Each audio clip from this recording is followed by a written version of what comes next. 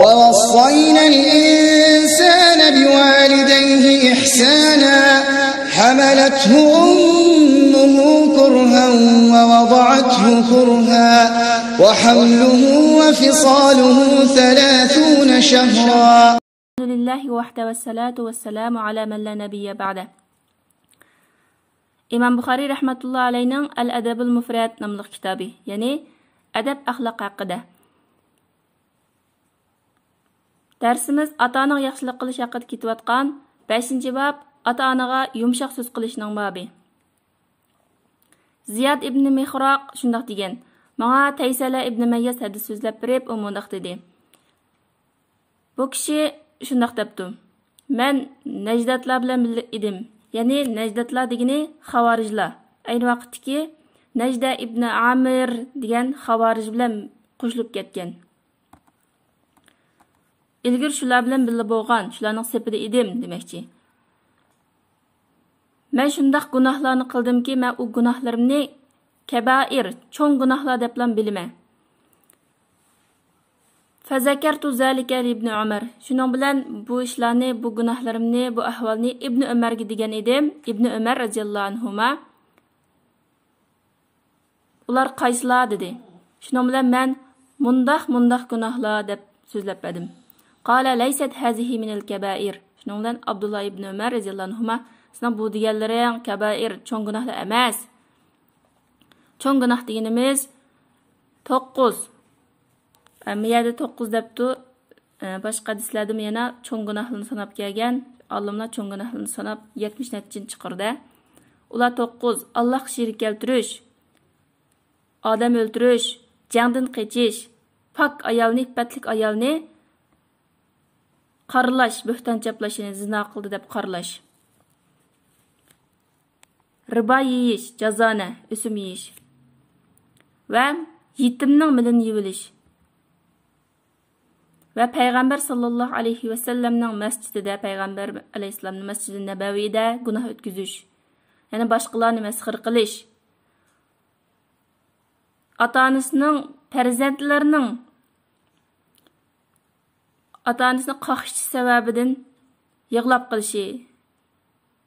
Dep muşu 9'unu sanıdı deydi. Abdullah ibn Ömer raziyallahu anhu qaraydigan bolsak, xavarij Nanki sözlerini anlığandan keyin bular cho'ng gunohlar emas dedi. Bu endi Abdullah ibn Umar radhiyallohu anhuning hikmati bu. Hikmat bilan ish qilganligidan. Chunki xavorijlar musulmonlarning qinini halol sanaydigan va yana nurg'ulgan gunohlarni qildi. Cho'ng gunohlar bo'ldi albatta. Lekin bu xavorij cho'ng gunohni qilganligim uchun men kafir bo'lib ketdim deb sanmasin deb. Bu deganlaring cho'ng gunoh emas deb buni başqa ishlarga, yaxshi ishlarga ko'rsatib qo'ymoqchi hozir yana. Agar so'rig'ini murji bo'lgan bo'lsa, masalan, iymon aytib qo'ysamlar, kalima shahodatni og'zim deb qo'ysamlar, qalbimda bo'lsam, amal qilmasam bo'ldi deb menda o'ylaydigan murji bo'lib qolgan bo'lsa, o'chog'i chuqum sen qattiq cho'ng gunoh qilsa, qattiq tavba qilgin, qattiq yaxshi qilmabsa deb uni ayblish mumkin-di. Xavarij men kafir bo'lib ketibman deb o'zini bir o'ltirib olgan yoki bir ish qilib qo'ymasin deb Abdullah ibn Umar radhiyallohu anhuma bunga shunday degan. Ayondiki yana Abdullah ibn Umar radhiyallohu anhuma menga mundaq dedi deydi. Atafraqun nar, sen do'zaxdan qo'rqamsa va jannat kirishni yaxshi ko'ramsa degandan keyin men shundoq valloh Allah bilan qasamki, haqiqatan men do'zaxdan qo'rqman, jannat kirishimni yaxshi ko'raman deb shuna dedim. Sam Abdullah ibn Umar radhiyallohu anhuma ota-onang hayotmi dedi. Men onam bor edi desam, Alloh bilan qasamki, sen onangga yaxshi so'z qilsang, yumshoq so'z qilsang va uningga tamoq yedirsang, madamiki cho'ng gunohlardan yiroq bo'lgan holatda jannat kiralaysa, cho'qim jannat kirsa deb shunda dedi. Abdullah ibn Umar radhiyallohu anhuma sen qancha cho'ng gunohlarni qilib ketgan bo'lsangmi, buningdan keyin cho'ng gunohlardan yiroq turish bilan birga onangninki onang hayotga onangning xizmatini yaxshi qilib, onangning xizmatini yaxshi qilsang, shu qilgan cho'ng gunohlarga kafarat bo'lib ketadi deydi. Qaraydigan bo'lsak, bu hadisda Abdullah ibn Umar radhiyallohu anhuma anısı tamaq yedirishdan avval onun yaxshilik qilishga, yaxshi so'z qilishga, yumshoq so'z qilishga, chiroyli so'z qilishga buyurdi. Masalan, bu degani biz ota-onamizga tamaq yedirib, kiyim-kechaklarni olib berib, chiroyli o'ylida o'ltirib, shunday qilgan taqdirda u ota-onamizga masalan, o'miyib qarab, dushkellab, bunda qilsak bo'lmaydi. Ang oldidan ularga yaxshi so'z qilib, chiroyli so'z qilib, ko'ngilni xush qiladigan, nihoyatda siliq sifa, yumshoq gap qilishimizni ta'kidlagan. Shunga chiroyli so'z qilishni, go'zal so'z qilib, ota-onamizning ko'nglini xush qilishni, tamoq yedirish, boshqa moddiy jihatdagi ehtiyojlardan qamdashdan oldin qo'ygan. 9-hadis Hisham ibn Urva u dadasidan rivoyat qilib, ya'ni Urva ibn Zubayrdan rivoyat qilib, bunda deydi. Alloh taoloninki vaqfid lahuma janahaz-zulli minar-rahma. Ota-onangga mehr shafqat ko'rsatib, ota-onangga tövənçilik qanatыңni pes qilgin. Ya'ni ota-onangning oldida kamtarlik bilan tug'in deydi. Shunda dediki, la tamtani' min shay'in ahabbahu. Ota-onang ikkisi yaxshi ko'rgan narsadan sen cheklanma. Ota-onang yaxshi ko'rgan ish bo'lsa, dining zarar yetmaydigan, ma'siyat bo'lmasa ota-onang yaxshi ko'rganini qilgin degan gap.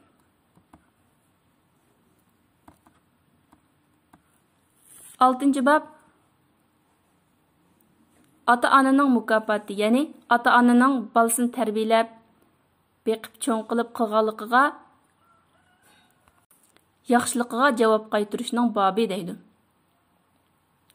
Suhayl ibn Abi Salih dadasidan, u Abi Hurayra radhiyallohu anhudan, u payg'ambar sallallohu alayhi va sallamdan rivoyat qilib shunday dediki: La yajzi waladun walidahu illa an yajidahu mamlukan fayashtariyahu ayu'tiqahu. Ya'ni bir farzand dadasining qilgan yaxshiligiga javob qaytarib bo'lmaydi. Lekin qanday yaxshiligiga javob qaytara oladi desa, dadasini qul holatda tepib, qul holatda ko'rib, dadasini setib olib, uni qulluqdan ozod qilsa, anandan dadasining qilgan yaxshiligiga javob qaytara oladi. Anasının demide dadısının deydi. Ananınki haqqı elbette bunundan netçe hisse köp. 11. hadis. Şubaga Sa'd ibn Abi Burda hadis sözlep beripti. O şunda deydi. O dadamning hadis sözlep berganligini anladım. Dadam İbn Ömer radhiyallohu anhu'ni ko'rgan. Ve şunun bilan birga yana İbn Ömer radhiyallohu anhu bilan birga bir Yamanlik bir kishi bor ekan yanada. Yatufu bil bayti. Baytullohni tavob qilayotgan. U kishi, mush Yamanlik kishi o'zining onasini dumbisiga apash qilib ko'tiryapti-da, shu holatda tavob qilibdi. Opasini ko'tirib turib, dumbisiga atib ko'tirib turib, mushuni tavob qilibdi. Tavob qilgach, munda debdi. Haqiqatan men onamning xor bo'lgan, onam uchun xizmat qildigan to'gisiman. Agar uning to'gisi charchab qolsa-mu, zerikib qolsa-mu, men zerikib qolmayman, charchab qolmayman deb mushuni debdi. Anandan u kishi İbn Ömer radhiyallohu anhu shunday dedi. Ay İbn Ömer, meni mushunda qilib, ya'ni men onamni mushuna apash qilib ko'tirib Baytullohni tavob qildim. Mush ishimni sen men onamning yaxshiligiga javob qaytara oldim deb qaramsa degandan keyin İbn Ömer radhiyallohu anhu yo'q, wala bi zafratin wahida. Sening bu qilishing onangning bir qatimliq to'lg'oq satgan shu to'lg'oq azobini mutaxi, shuningga yaxshilik, shuningga javob qaytara olmaysiz taxi degan. Ya'ni sen onangni apash qilib, mushunda tavob qilsang-mu, bu ishing taxi onangning sen tug'ish jarayonida azoblangan bir qatimliq to'lg'oq azobiga ma taxi yetmaydi degan. Shuningdan keyin Abdullah ibn Umar radhiyallohu anhu tavob qilib, maqam İbrahimga kelib 2 rakat namoz o'qib, undan keyin Ibn Abi Musa mushu har bir 2 rakat namoz uningdan ilgirki gunohlarga kafarat bo'ldi dedi. Makanidagi gapning ota-onaning yaxshilik qilish bilan munosabati yo'q, lekin hadisninki oxiriga. Isnodi sahih hadis. 12 asar. Abi Murra Mavla Aqil'dan rivoyat qilindiki, Abu Hurayrani Marwan bir yak ketib qolsa, uni qo'yib qo'yatdi. Abu Hurayra radhiyallohu anhu Zilhulayfa degan joyda bo'ladi. Abu Hurayra radhiyallohu anhuning onasi bir uyda, u yana bir uyda edi. Abu Hurayra radhiyallohu anhu uydan chiqmoqchi bo'lsa, onasining eshigini oldida to'xtatib, "Assalomu alayki ya ummata" deb onasiga salom berdi. "Va rahmatullohi va barakatuh" deb. Shuni onasi "Va alayhissalom ya bunayya va rahmatullohi va barakatuh" deb onasi mu salomga javob qaytardi. Shundan keyin Abu Hurayra radhiyallohu anhu onasiga "Rahimakillah kama rabbaytini saghira" Siz meni kichik vaqtimda tarbiyalab, o'stirib, cho'ng qilganingizdek Alloh taolo sizga rahim qilsin deydi. Onasimi sen cho'ng bo'lganda menga yaxshilik qilgandek Alloh senga rahim qilsin deydi. Anandan keyin sirtqa chiqib uy kirmoqchi bo'lsa-mu, yana shu o'xshash qiladi, yani onasiga salom berib o'tib kiratdi. Abu Hurayra radhiyallohu anhuning onasiga yaxshilik qilishi hamma sahobalarga tunishliq edi. Abu Hurayra radhiyallohu anhuning onasi qilgan eng cho'ng yaxshiligi onasining islomga kirishiga, musulmon bo'lishiga sabab bo'lgan. Onasini da'vat qilib onasi unmagandan keyin, islom kirmagandan keyin oxiri payg'ambar sallallohu alayhi vasallamning qishiga shunday ko'ngli yerim holatda "Ey Rasululloh sallallohu alayhi vasallam, anam bir duo qilslar, hidoyat tepishga duo qilslar" degan vaqtda payg'ambar sallallohu alayhi vasallam duo qilgandan keyin onasi darhol iymon etgan. Farzandlarning ota-onasining hidoyat tepishiga sabab bo'lishi ota-onasi qilgan eng cho'ng yaxshilik hisoblandi. 10-hadis. Abdullah ibn Amr radhiyallohu anhudan rivoyat qilindiki, bir kishi payg'ambar sallallohu alayhi vasallamning qishiga keldi. Ya'ni payg'ambar sallallohu alayhi vasallamga hijrat qilishga bay'at qilish uchun keldi. Ota-onasini yig'lagan holatda qo'yib kelgan. Payg'ambar sallallohu alayhi vasallam bu ahvolni bilgandan keyin ularning qishiga qaytib borgin. Qandoq yig'latgan bo'lsang, shundoq kuldirgin dedi. Ham bu hadis to'g'risi o'ylansak, Makka fathi bo'lishdan burun hijrat qilish musulmonlarga vojib, farz bo'lgan. Ammo bu hadisda hijrat qilishga bay'at beraman desa, payg'ambar sallallohu alayhi vasallam ota-onaning qishiga qaytib berib, u ikkisini qandoq yig'latgan bo'lsang, shundoq kuldirgin deganni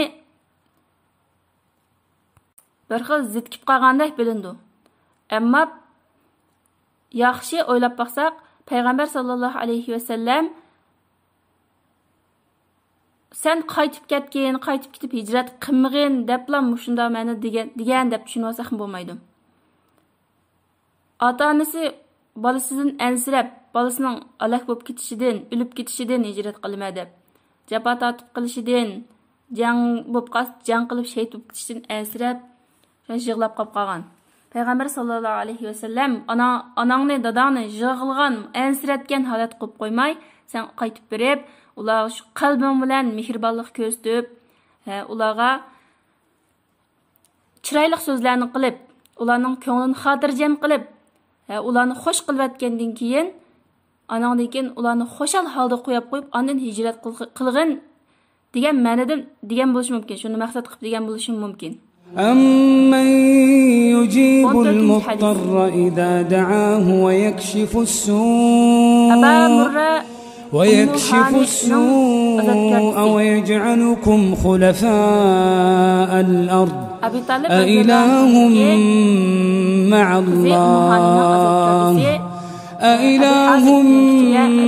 اللَّهِ قليلا ما تذكرون.